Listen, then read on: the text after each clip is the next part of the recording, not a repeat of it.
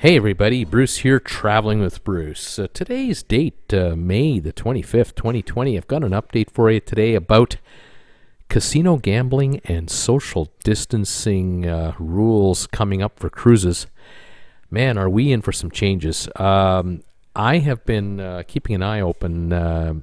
If you've been following me, you know I've been keeping an eye open on what's happening elsewhere and trying to figure out, well, if this is the way it's going to be over here, then this might be the way it's going to be over there. And the over there is cruising.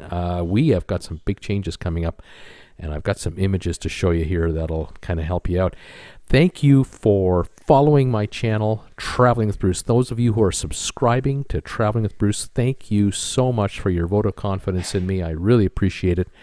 Also, those of you giving thumbs ups to my video updates, my live shows, these are really important. They help the momentum of my channel tremendously, and I really thank you for that. Thank you, all of you who are sending me comments, your thoughts, your advice, what you hear out there. I love it. Thank you very much. Also, thanks for joining me on my Traveling with Bruce Facebook group page. If you've never been there, come on over there. Pop a visit.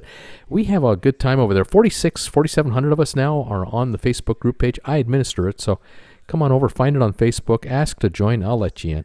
And also, those of you who are following Jennifer and I on Instagram, what a day today. I think today was the day we hit 55,000 subscribers, and we are pumped up about that. Welcome one, welcome all. All right, let me talk to you about the news that I got today. I was reading this morning that Las Vegas is moving into an opening phase. They are now talking about opening up for June the 5th. Now, that would be about not quite 2 weeks from now, and that would be after a 2.5 month total shutdown of the of all casinos. I mean, every casino on the Strip, all the casinos in Reno, Henderson and Laughlin, I mean, you name it, they've been shut down. And Nevada is looking to gear up. The governor of Nevada is watching the virus statistics very closely, and for the last week or so, the numbers have been coming down.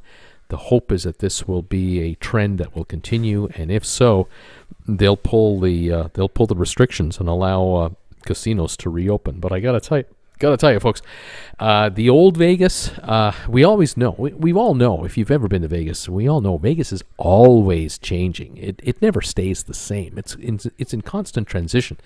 If you remember Vegas from the 60s and the 70s, and then Vegas of the 80s and the 90s, and then the corporatization of Vegas into the 2000s, we all know how Vegas has never stayed the same, and it's constantly changing. Well, the changes coming now will be dramatic. They really will be. It's I think a lot of us are going to be stunned the next time we enter a Las Vegas casino. Etched in our mind. We know what they've been like, and now going forward, my goodness, it's going to be a massive change. The number one thing about reopening in Vegas will have to be the social distancing. Gone will be the days of that sort of massive herd of humanity hanging out in the casinos. Gone will be the days, I think, of 15, 20 people standing around elbow to elbow at a craps table, and then another 20 or 30 people behind them watching the action just to see what's going on. Gone will be the days of 15 people crowding over each other to try to get at the roulette board for the roulette wheel, and another 10 or 20 behind them. There will be really restrictive and dramatic crowd control measures put into place, and I fear for Las Vegas it is going to be a very difficult transition. It's going to really hurt the atmosphere, and it could be bad for business. I mean, you look at the Strip. Hotel after hotel after hotel. These hotels are 2,000 to 5,000, 6,000, 7,000 people capacity per hotel. I'm waiting to hear what the occupancy loads will be allowed to be. I'm waiting to hear what the occupancy loads will be on casino floors based on percentage or square footage calculations. I have a feeling that you're going to feel like you're in a giant canyon in some cases. Slot machines, rows and rows, forget it. Slot machines are going to be highly changed. There's going to be a lot of, like I say, restrictions. Now, make the transition over to the cruise ship. I mean, take a look at this image right here. This is an image, a typical version of what a casino looks like on a cruise ship. We're talking super tight. Ship square footage is tight as it is, and casinos are not generally in areas with huge, wide open spaces. The casinos on board cruise ships have been squeezing in as many machines as they could possibly squeeze in to get as many patrons gambling at the same time in a limited amount of space. Remember, a cruise ship is only 110 to 180 feet wide, and now the length of the casino, is another thing. And keep in mind also, casinos sometimes on cruise ships are they're kind of like in the way. To get from one end of the ship to the other, you have to walk through the darn thing. Some of the cruise lines have had specific hallways built where you can avoid the casino entirely, but that squeezes the casino into a tighter square footage area. Look at this photo right here. Here's an idea of what we're going to be looking at. Here's your potential dealer. This is a gentleman here at one of the casinos in Vegas sort of showing off what a blackjack table is going to look like. Your dealer is going to have a face mask. They might even have shields on top. I'm not sure what's going to happen on cruise ships, but don't be surprised if this is the look. And the players are going to be divided by plexiglass dividers. And there's glass between you and the dealer. There's glass between you and your fellow patrons. And in effect, a blackjack table may only hold 3 or 4 players at a time. Gone are the days of 7 players playing blackjack at the same time. You're down to 3 or 4 only, and this is going to cost casinos dearly because you can't squeeze in more tables to make up the fact that you don't have 7 people on a table, only 3 or 4. You have to keep social distancing between the tables, and then at the tables themselves you have to have social distancing. So this is really going to be a problem. Here's another image here to take a look at a typical slot machine future that might be coming our way. This is a proposal from some of the Vegas casinos. You see the plexiglass between players?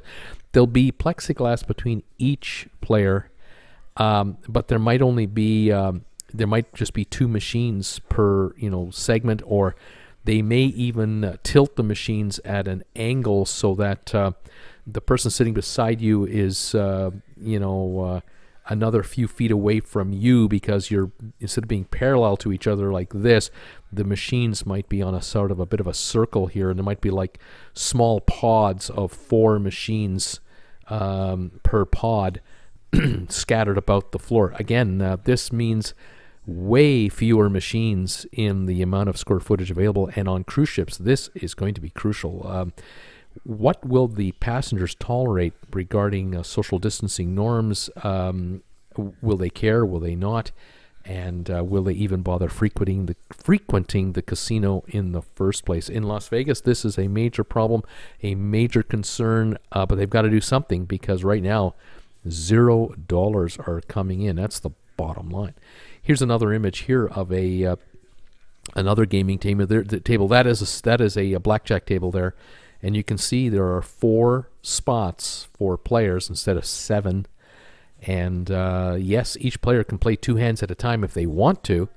But generally speaking, most people usually play 1 hand at a time. But I think the casinos are going to try to encourage people to play 2 hands at a time, so they get 8 hands going instead of just 4 hands going.